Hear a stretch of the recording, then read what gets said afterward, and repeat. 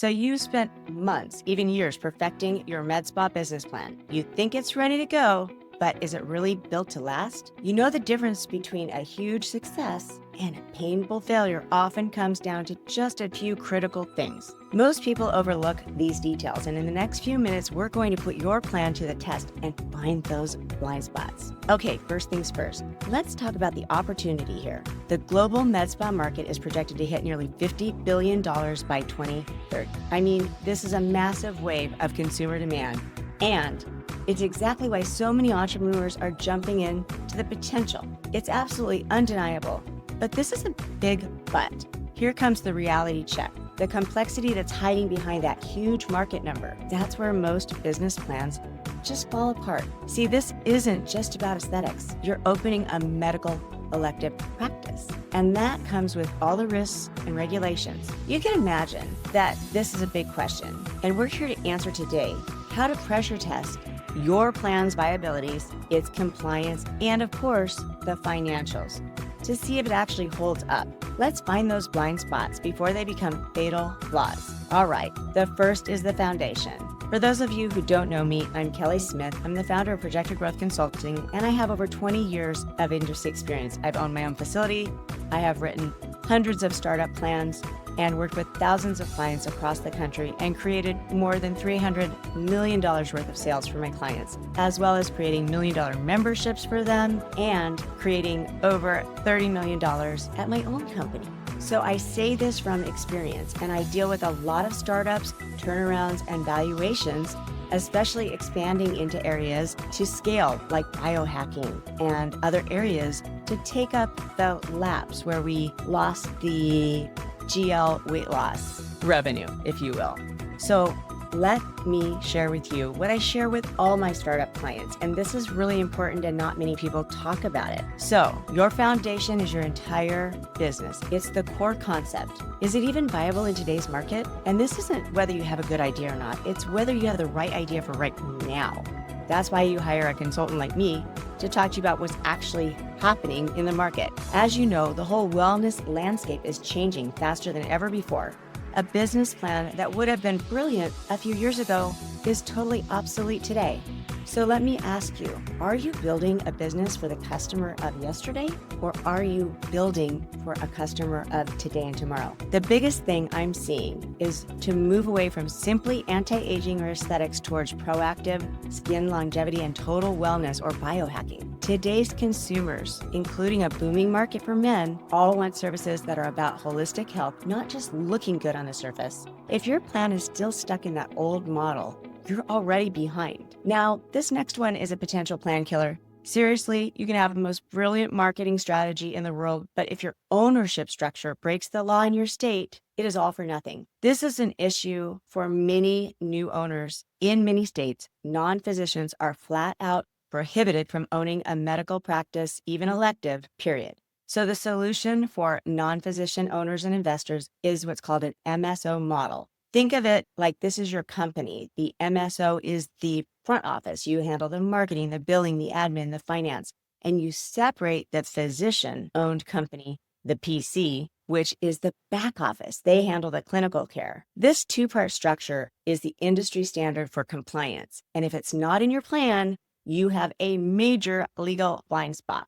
Okay, so let's say you've got the legal structure all figured out, but what about the day-to-day? That day-to-day grind, operational compliance. This becomes a very real, tangible challenge. You know, a really common mistake is thinking that compliance is just about having a license hanging on the wall. It's not an active system, documented procedures that your team has to follow every single day with every single patient without exception. Well, just take a look at this list. It's designed to be overwhelming because each one of these represent a different agency and a different set of rules with different renewal processes that you have to do in order to be compliant. It could be medical state board, local business authority, federal bodies like OSHA. A solid plan needs a dedicated, detailed strategy for getting and keeping every single one of these. And it's not just about the licenses in compliance during the daily grind with SOPs. We are talking about performing a good faith exam that's required as a medical evaluation before any treatment is given. It's the mountain of consent forms, the documented staff training, the SOPs, the safety protocols. All of this is a huge operational drag that absolutely has to be built into your staffing and workflow models from day one. All right, this is the moment of truth for any business plan. Let's talk about money. It's time to stress test your financials and see if your projections can actually survive a collision with real world data. I want you to forget that optimistic spreadsheet you made for just a moment and let's look at what the data actually says. Cost to keep the lights on, the doors open every single month is fairly expensive. The financial model for biohacking and med spa centers, the numbers are about 30 grand a month when you look at payroll, rent, compliance, insurance. Those things alone have to be paid. They're fixed expenses, whether you have a slow month or not. They hit your bank account every 30 days, no matter what your revenue or profit and loss statement says. So this is the part that I find with new owners or turnarounds that gets mixed. Your fixed costs are set. Your payroll can fluctuate to some degree. Your biggest financial risk is understanding that unless you consider more than the startup costs, you'll be in trouble because the total cash requirement, that's the money you need for the initial build out, build up, purchasing, and all the operating losses that it takes and marketing costs that it takes before you finally start getting to a profit statement, a profitable break even. This can be 6 to 18 months. Many times it's over $500,000. Let that sink in for a moment. That's the shortfall I discuss every single day with my coaching clients, my executive startups, my turnarounds. Having operational cash flow set aside instead of spending it all on equipment. This is really key. So you're pretty much destined to run out of money if you don't follow this golden rule. The one thing you absolutely have to remember, be conservative. The expert consensus is crystal clear when you need to secure funding, and they suggest to cover at least 18 months of overhead as a runway, as a buffer against slow growth. It's rare that I see plans that incorporate that. You have to expect delays, market shocks. How do you handle these things? It's reasonable to use benchmarks, and that's a sophisticated way that investors look at your numbers and your profitability. They're going to compare your plan against established industry benchmarks and data. Here's a perfect example. A key metric that many people don't know about is your annual revenue per square foot. So if your business plan projects, say, $100 per square foot, but the top performing facilities in the industry are only hitting $90 per square foot, you better have a rock solid explanation for why you're going to outperform everyone without data-driven proof that your projections are more than just a guess. Okay, we've been through a lot, so let's pull this together to one final checklist. And the most common and frankly most dangerous blind spots in your business plan are really called the 4 horsemen of med spa failure. 1, an illegal ownership structure.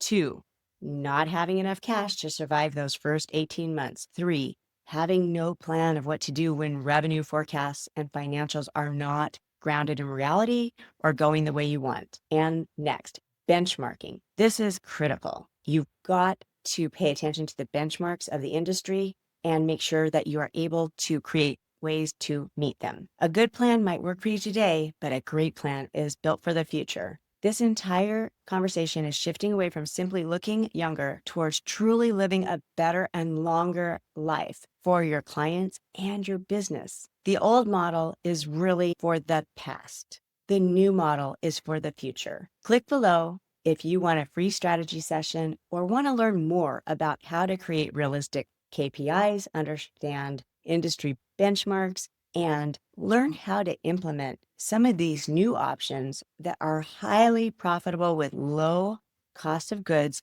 low labor costs to create the profitability that's necessary not only to survive, but thrive in this very competitive environment. Remember, it's not what you know, it's what you do. And that's what we're about with Projected Growth Consulting. It's all about the implementation. Click the link below for a strategy session or a practice diagnostic to learn what next key 3 steps you should take to ensure a successful future for your business.